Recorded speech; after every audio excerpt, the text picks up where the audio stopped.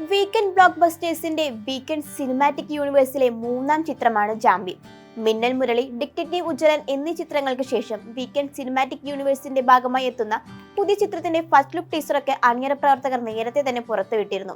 ഇപ്പോഴത്തെ സിനിമയിലെ നായകനെ കുറിച്ചുള്ള അപ്ഡേറ്റുകളാണ് പുറത്തു വന്നുകൊണ്ടിരിക്കുന്നത്.